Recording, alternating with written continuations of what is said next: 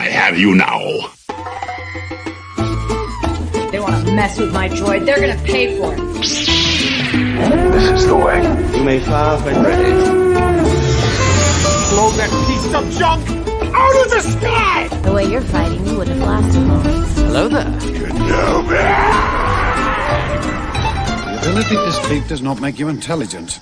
Hello, everyone. Welcome to the Star Wars Station Communication live from Yellow City Comic-Con. We are super excited to join you today. We are really pumped to talk Star Wars. We're pumped to talk The Mandalorian, Season 3, and what we think is going to be happening in Season 4. And we're excited to take y'all's questions. For everyone watching us live on YouTube, Twitch, Kick, we've got tons of guest stars in the audience. We've got Anakin Skywalker, we've got Twi'leks, we've got Mandos, we've got clones out here. So we're excited to have a good Star Wars discussion with all of you guys, but it wouldn't be a Star Wars discussion without my dear co-host, Colin Archer. Hey, I'm so pumped to be here. I'm so pumped for this crowd. Man, thank y'all for showing out. This is awesome. How many of y'all watched The Mandalorian? All the season 3. Yeah. How many seen the seasons before that? I ran into some people who hadn't even seen those. They had just watched Season 3. Yeah. But man, wasn't this a good season? I know. It was so good. I loved it. It was a phenomenal season, and we've got a lot to talk about with this season because so much happened, so much was put together, and, you know, it's been kind of a roller coaster that's had its highs and its lows, but we got to the destination that we needed to, and so, you know, let's talk about it. Let's kind of wrap it up. So this season, we were following Din and Bo-Katan.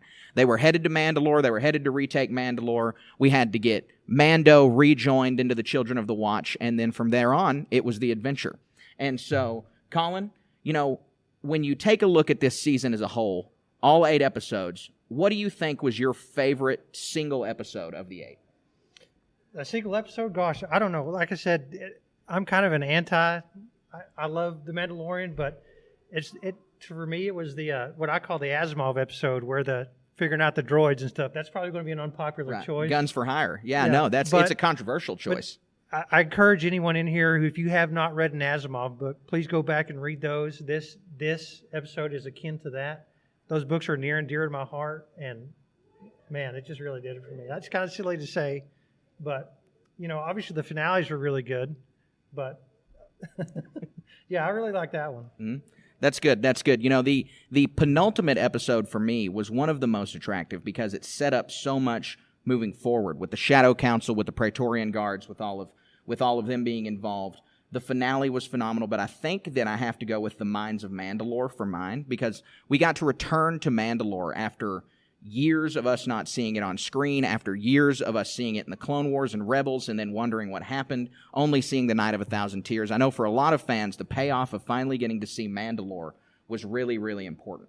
But this season, you know, the finale wrapped it up in a really nice way that if this season were to end the show, which it's not, but if it were to end the show, this might be an end point. This might be a punctuation mark.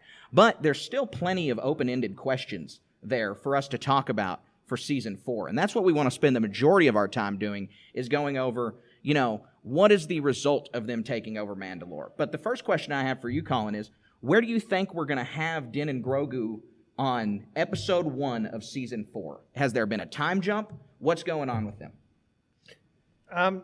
If there is a time jump, it's just going to be a slight one. I think it's going to start off in the middle of some sort of fight or something. Probably another, you know, I think just the rumors that have come out here in the last couple of days is you know, at the end of this season, Din were contracting with the New Republic to go after whatever came across. And so we had the discussion on our last episode that their primary function is going to be like off the book stuff that the New Republic doesn't want to tackle or something like that. So I kind of hope it starts off in the middle of a firefight. They're taking down rogue Imperials and stuff like that, and then it just progresses from there. Going back to like the spaghetti western type stuff, you know, really kicking butt. Maybe some of the darkness we saw in seasons 1 and 2. What do you think? So we have the title "The Return" as the last episode of Season 3, and so that obviously meant the return to Mandalore. But when you see the end of that episode and you see Grogu and Mando enjoying their new home on Navarro, you can't help but think that it is also a return to form. Like you had said, we're headed back to the Western format. We're headed back to the adventure of the week. A lot more Season 1 Mando is my prediction, like you said, that we saw the very first episode of the series with Mando walking into the bar. It has the opening door. It has him in a really brutal fight trying to get Mithril. And so I think that, like you said, we're going to end up hunting a random Imperial, possibly one of the random warlords on the Shadow Council, that we kind of enter into the middle of that fight at the end of a contract. And so I think that that's where we're going to start headed, and we're going to start seeing this. I think the first 3 seasons can be taken as a Moff Gideon arc, and then the next 3 seasons will do whatever they can to build into the next movie. But we're going to be starting back at a much smaller scale adventure pace towards the beginning of the series. I'm glad you brought up the movie. I think that's where the mythosaur is going to come into play. Wasn't that a cool scene at the end where Grogu's the only one who knows it's there? I guess him and Bo-Katan are the only ones who know for sure. But yeah, that movie's going to be so pumped. I hope they save the mythosaur for then. You know, we had like a real high speculation that something's going to happen. I think that's just too epic for a TV show. Yeah, no, you're absolutely right. The mythosaur and all that it encompasses and all that it entails for the Mandalorian society. We were really lofty on our speculations before the finale, thinking maybe the mythosaur was going to appear. I think a lot of people thought that. But in hindsight, it's probably better that the mythosaur didn't appear because this is, like you said, such a large payoff that it's almost necessary to be a movie payoff. Talking about the mythosaur, though, we really need to dive into, we have a united Mandalore now, which is something we haven't seen ever in Star Wars. At no point have we seen in the Clone Wars and Rebels a fully united Mandalorian people. That you have to go back to the Old Republic to find something like that. And so now that we have a new united Mandalore, what are going to be the tough decisions that they have to face? What's going to be the adversaries that they have to face? Where did we take a united Mandalore? You know, honestly, I'm really looking forward to this, but I kind of hope it's like a minor B plot in the season 4. You know, obviously there's going to be some conflict in how to restructure and rebuild their society with Bo-Katan and then the armor leading. We talked about in the last podcast that the armor is going to be like a religious leader, right? And then Bo-Katan is obviously a royalty or a political leader. So there's going to be some friction there. But really, what I think the uniting link is Grogu. And so, they all talk about Tar Vizsla was the first Jedi, and Grogu's not a Jedi yet. I kind of turned away from that a little bit, but who knows what season 4 is going to come across with. So I kind of think he's like this, a bridge between the two, maybe, or maybe it's solved and I'm wrong. No, I understand. I think that when we see the way that Mandalore is moving, that we're going to get a lot more deep introspective into Mandalore's past. I mean, they've had a really recent troubled past with their pacifist ways, then becoming under Maul's leadership, then moving on to being under Imperial rule. I think that that's going to cause a little bit of friction there. And then we know from the Shadow Council that one of their biggest fears was a resurgent Mandalore. Well, now we have it. So we're going to see in future episodes or in future series like Ahsoka how a united Mandalore is going to come into play on a conflict with someone like Thrawn. Yeah, boy, aren't y'all pumped for Ahsoka? That's going to be so fun. And then, yeah, are they going to rebuild? Like, we saw the caves. Did y'all see the caves where they had the food at the bottom? And so everything's back before the Mandalorian Civil War. And so, it's another thing. I'm going back to our past episode. Y'all really need to check out our past stuff on the Mandalorian. It's really quality stuff, I think. Toot my own horn a little bit. But seriously, though, I think what we're going to see is a halfway rebuild on its way. You know, we saw Starkiller Base got built pretty fast, right? So in the Star Wars universe, stuff can advance. Navarro, it got advanced pretty fast. So between what the Mandalorians are capable, they're not just fighters. Think of back in the Clone Wars cartoons. They built these awesome cities. They're not just fighters, they're architects. They're city planners, they're engineers, they're starship fighters. They do a lot of cool stuff. It's not just, this is the way. This is the way is also rebuilding their planet. Yeah, you're right. We see Mandalore in the Clone Wars as kind of a one-dimensional or two-dimensional society where it's the warriors and the pacifists, and there's not much in between. Then we get into Rebels, where they make a lot of commentary on Mandalorians are artists, like you said. Mandalorians are architects. We have these vaulting domed cities, but now we know that flora and fauna can exist on the planet. So I think that rebuilding Sundari, repopulating Mandalore, recolonizing Mandalore is a top priority for these folks. And so what we're going to see is hopefully lush green Mandalore and a rebuilt Sundari, but maybe not the domed city because it might not be necessary anymore. And so what I'd like to see is a time jump, like I had mentioned, just for us to be able to see kind of a rebuilt and redone Mandalore, similar to how we saw Navarro. And to bring up Navarro, where do we think we're going on Navarro? Are our adventures on Navarro done? Or do we have Chekhov's IG-11, where now that he's the Marshal, we're going to have another conflict on Navarro? No, that's the Mando home base, right? Grogu's there, Din is there. We got IG-11, like you said, Chekhov's gun almost. And, man, the possibilities are limitless, right? I really, one thing that I was thinking of is how rare those IG assassin droids or bounty hunter droids are. And so I hope they really do something with that in this season. I kind of think that was what they were going to originally do, but then they had to make some changes, right? And so maybe we're going to get back on track with this IG doing some cool stuff. And I want to see Cobb Vanth again, too. Right. Yeah, I know that you're pretty ambitious on wanting to do a Cobb Vanth cosplay. That's you right. Look a little bit like Timothy Oliphant. So the last question that I have for you, Colin, before we open it up to questions from the audience, is we saw Moff Gideon, what I would assume, die in this series. Some people will say that the armor might have protected him. I don't think that's true. I think that Moff Gideon's dead. So where do you think we're headed with a Moff Gideon plotline? Do you think it's done? Do you think that we got 3 seasons of Giancarlo Esposito and that's it? Or do you think we're going to have more? And then, we've got his underling here at the con. We've got Katie O'Brien. We got to talk to her. She was awesome. We were super happy to get to speak to her here at YC3. But what do we think that's the end of her character? Do we think her character is going to pivot to working for a new Imperial bad guy? What do we think about both of those things? Well, that Shadow Council is pretty gnarly, right? There was, 6 guys there, not Yeah. including Not the Moff 2 Gideon. famous ones. Yeah, Right. and Palian and Hux. Right. And then so, I don't think that we're going to be done with Katie O'Brien's character, Eli Kane. The spies are just too valuable. We know the First Order's coming. And it's not just, Operation Necromancer. What was some of the other things they got going on? Of course, Thrawn we're fixing to see. Right. But there were 3 or 4 other guys there and women who weren't even named. And so they can easily spin up something like that. And it would be really fun to see. And, I think the lowest hanging fruit was that one guy who was acting like a pirate. We didn't know his name.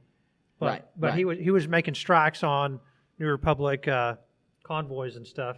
That's going to be the lowest hanging fruit of probably like the pirates were in this season. He's going to be the rougher, tougher pirates in season 4. Right. I think you're right on the pirates.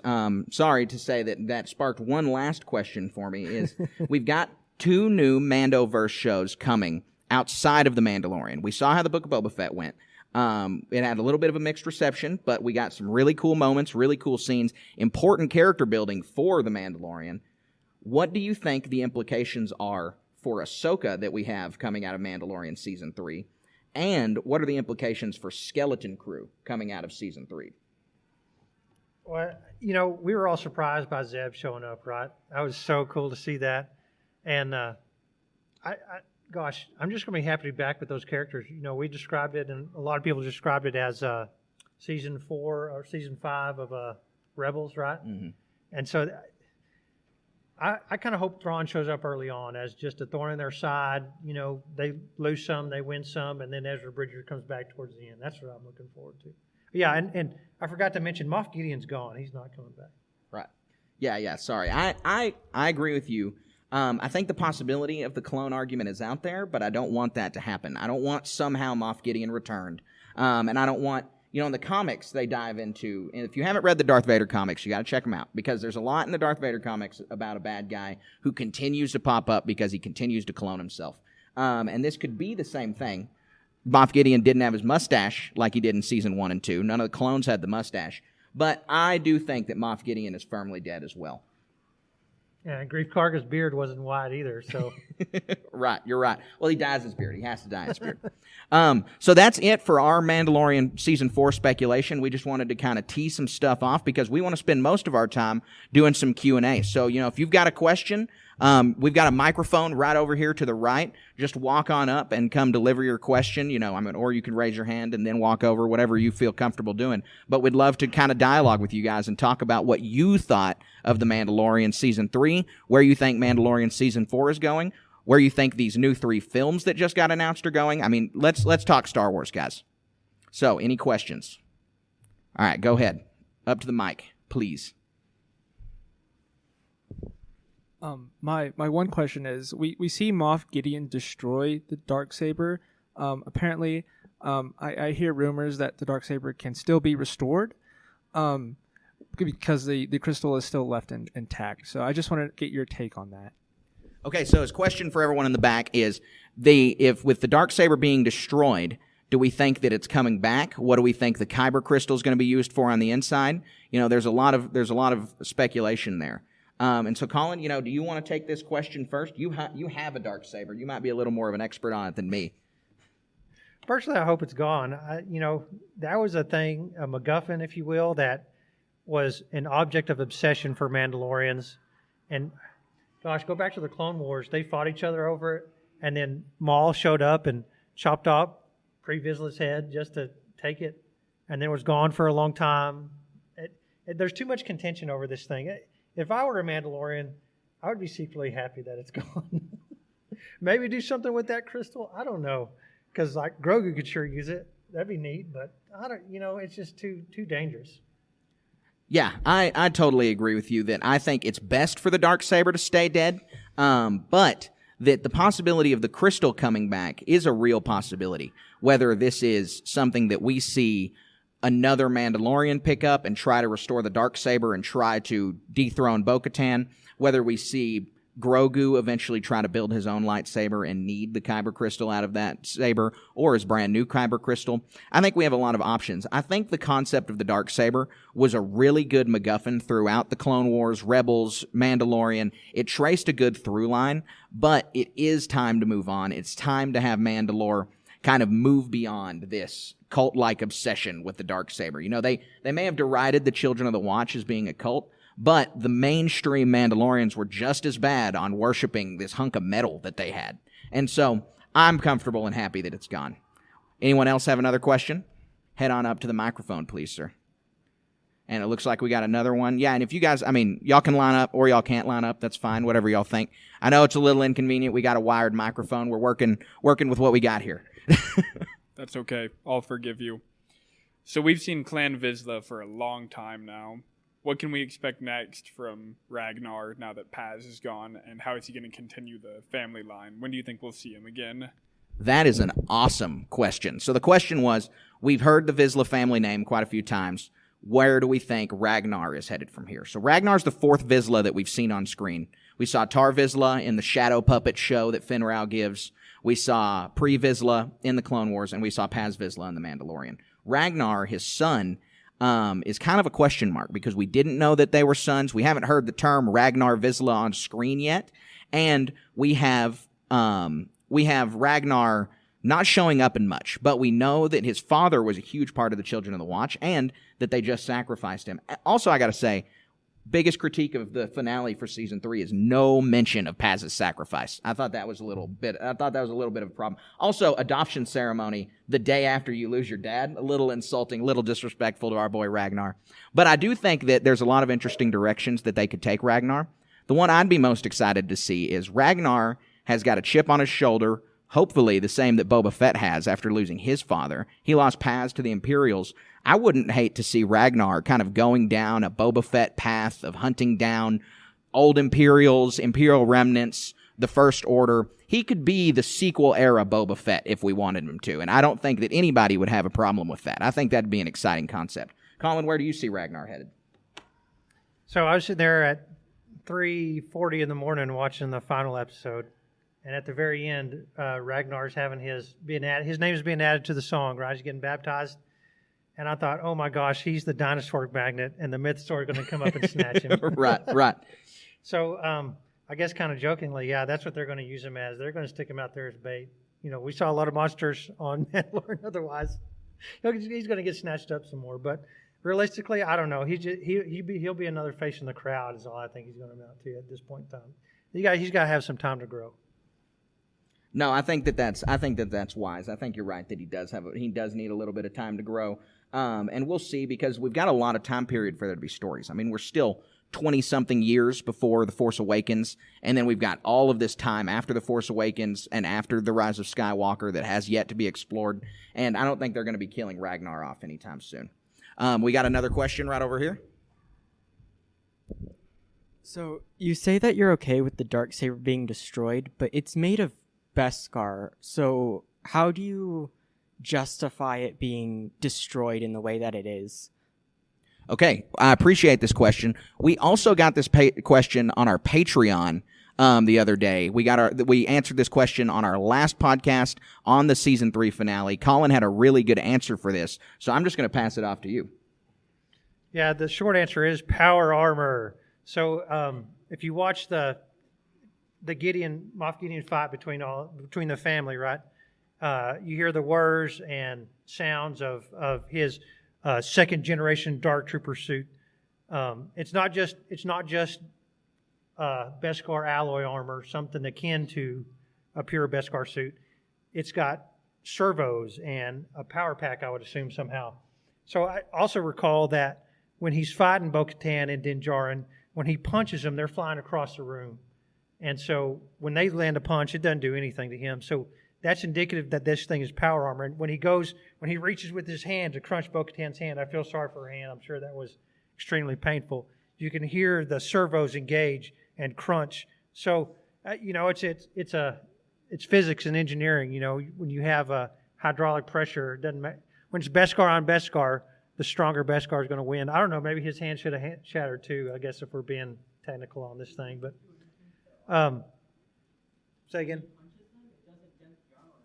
Well, it is Beskar, right? Right. I mean, we were presuming that since it was powered armor, if they didn't have the Beskar, it would have liquefied. That's what the Space Marines do in 40K.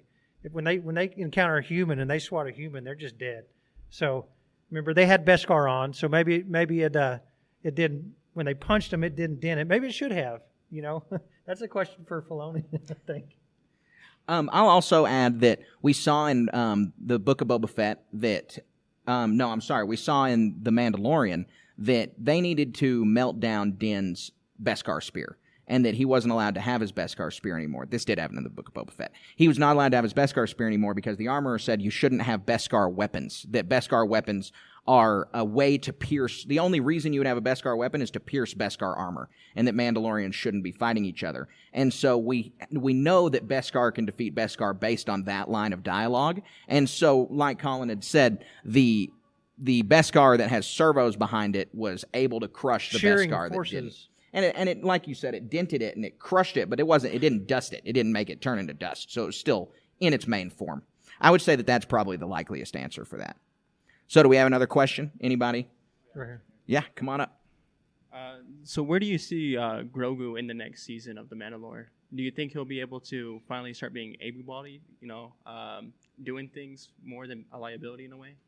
Okay, so the question is, where do we see Grogu in Season 4 of The Mandalorian? Do we see him more able? Do we see him not being as much of a liability for Mando? Colin, you want to take this question first? So, if you'll notice the last scene where Din and Din walk into, what's the planet they're on with that the New Republic outpost is on? Oh, on Adelphi. Adelphi. Grogu's walking alongside of him. In the past episodes, he's kind of like slink behind or been in his bassinet. And then he just hopped up straight into the chair, started chowing down. So I think there's a confidence level he had before that he didn't prior to this season. So combine that with some other stuff going on with, I don't think he's even supposed to be in this season. In the first couple of episodes, he was actually there speaking in part, or not speaking, but he was more prominent. But throughout the rest of the episodes, he was just kind of superfluous, right? So I think this season he's actually going to come into play and be extremely capable. I think you saw the family fight at the end, right? I think it's going to be really, they dismantled Gideon like he wasn't even there. So I really think, I'm really interested to see Starfighter pilot stuff. He was able to, with the help of R5-D4, navigate back to Bo-Katan's castle. So, he's not just some doofus who's incapable, right? And then it was him versus 3 Praetorian guards. He's able to hold his own for a minute. So, yeah, I think season 4 is going to have a lot of, for lack of a better term, master and apprentice type thing. But think of when Luke was trying to teach Grogu, or Yoda was trying to teach Luke. And this is going to be Din teaching Grogu. And it's going to be more of this simpatico relationship rather than Grogu being a lump.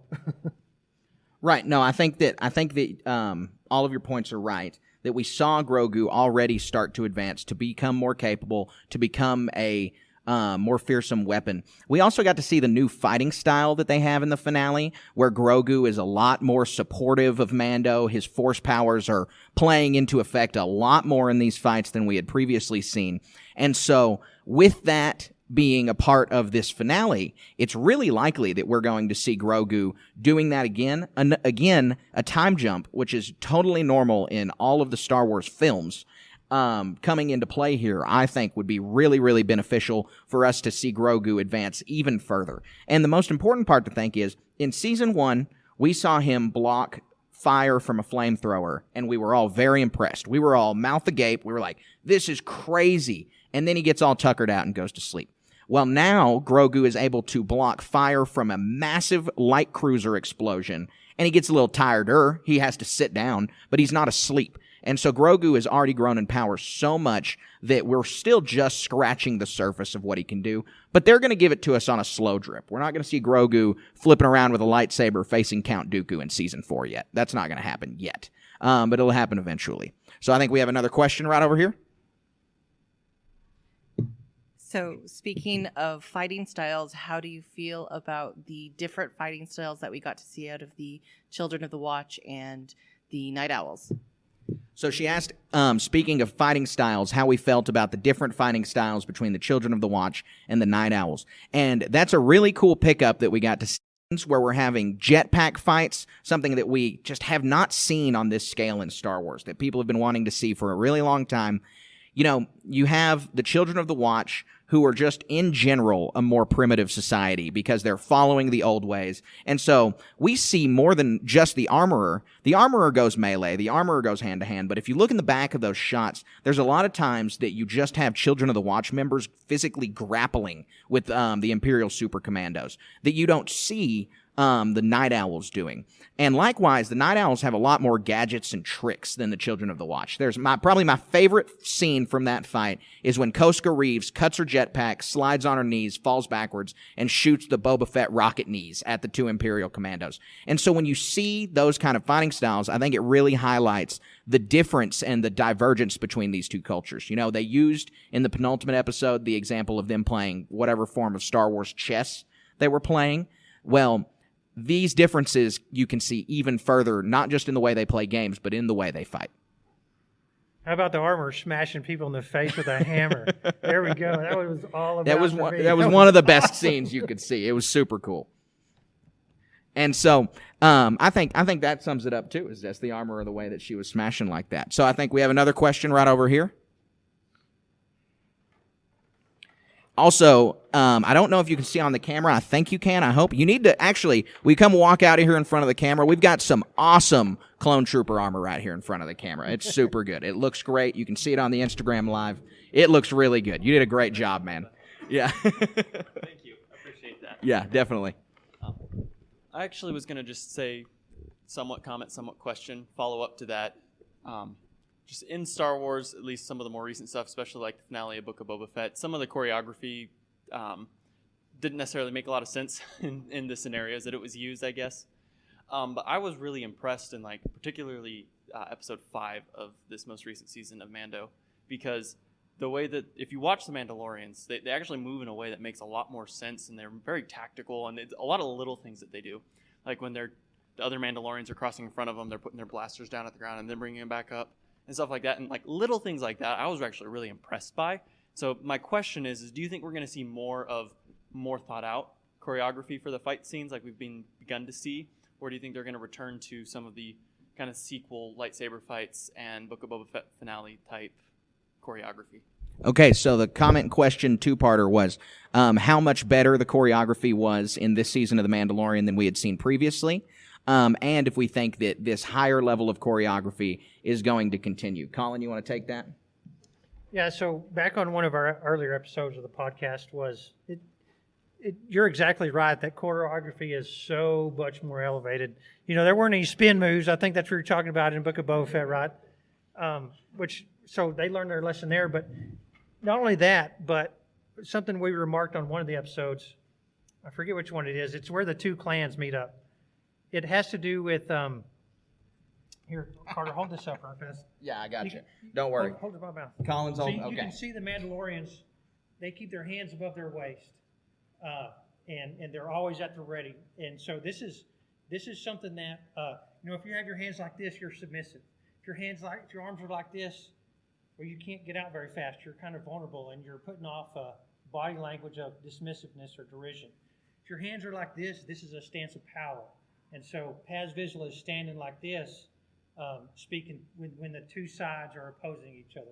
And so, like, the choreography, I mean, yes, the whole fight and everything, but my point is that they're taking it down to this granular detail of, hey, we're shooting this scene where your hand's supposed to be. This is a really big deal because it's such a subconscious thing that we're only observing of in real life. I mean, if I'm standing like this, it's submissive. It's obvious, but Thrawn doesn't stand. He walks like this all the time, so whatever.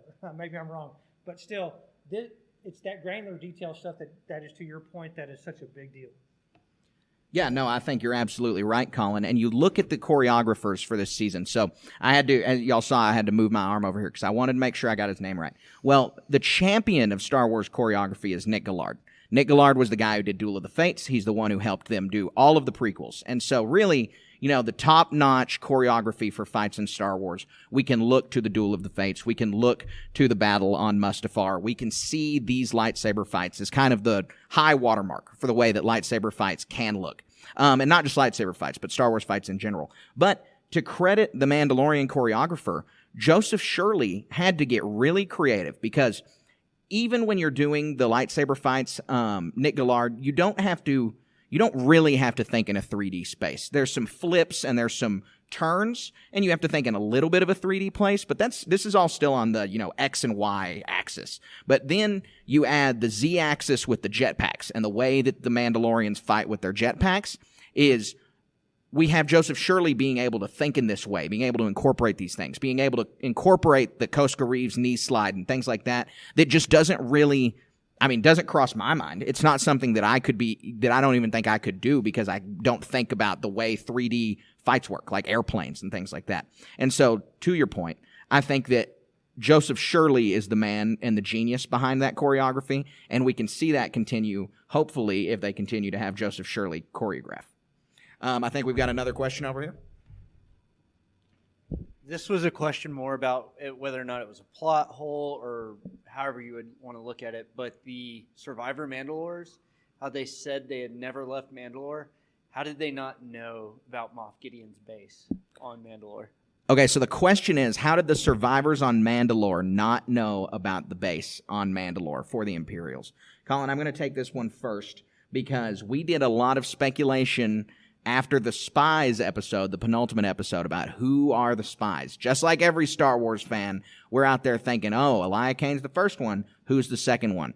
And I had put my second amount of money, my first bet was on the Armorer, and I turned out to be wrong. My second amount of money was on the survivors, and basically my only point was that why were they on Mandalore for this long and not knowing about the Imperial presence? And it's a great point. I don't know if I'm going to go so far as to say it's a plot hole, that it's not impossible that they never found out, but I think the only way you can hand wave this away is that, they just didn't find out. They just had no idea. It was hidden well enough, and that those interceptors must have been real toned down on the engine sounds. But I think it is a little difficult to think about right there, but I think you can hand wave it away. Planets are big, not always in Star Wars, but planets are supposed to be big, and so maybe they were just on different parts of the planet. I don't have anything to add on that. I think you got it. Okay, great. Do we have any other questions? Anybody else? Okay, guys. Well, we really appreciate y'all coming to this panel. We love doing live panels. We love doing this kind of stuff. Doing the Q&A, interacting with other Star Wars fans is what we live for. We hope you guys will check us out. We've got cards. We are all over the internet. We're on Instagram. We've got a really good meme page, StarWars.station. We've got a Twitter, SW_station. We're all over the place. Colin, he's on our Twitch a lot. I think he's going to be doing more over there. Yeah, who's going to play Jedi Survivor, the sequel to Jedi Fallen Order? You're all looking forward to playing that? We're going to try and stream it. I'm on Starlink, so I can't really stream very well, but I'm looking forward to playing that. The first one was amazing, and the second one's going to looks even better. Who's the alien that's going to be the enemy there that we always forget their name? The Jedi. The Jedi. He was in the what's the name of the cartoon he was in? Well, he was in the 2003 Tartarovsky Clone Wars. Tartarovsky Clone Wars. So the character's made all of nerves, and it's dang near impossible to kill. So, that Jedi character, Dirge or something maybe, is in that trailer. That's going to be a fun fight. I can already tell. Yeah, I totally agree. It's going to be a lot of fun. We are going to be playing Jedi Survivor on our Twitch, like you said. We're going to be live streaming on YouTube, live streaming all over the place. So come join us, guys. As soon as it comes out, we're going to be playing it. We've got a lot of other stuff down the pipe. One of the most exciting things that we wanted to talk about that we're going to be doing, we want everyone to be aware of, is that we are starting a Star Wars live play RPG. We're going to do Star Wars Edge of the Empire. It's going to be 4 or 5 hour long audio sessions and video. Our main podcast is only audio. This will be video also. We've got one of our players in the room and our DM in the room. Raise y'all's hands, Cy and Brian. These guys are playing with us. We have an awesome story. Cy's got a super cool story down the pipe, so we hope that you guys will join us for that. It's at the $2 tier on our Patreon. But the number one thing we can say is thank you guys for coming and checking out our panel. Thank you so much for visiting with us, talking Star Wars with us. If you enjoyed what we had, please check us out on Apple, on Spotify, on YouTube. Continue to engage with us. We've got a growing Star Wars community, and we just want to keep it going.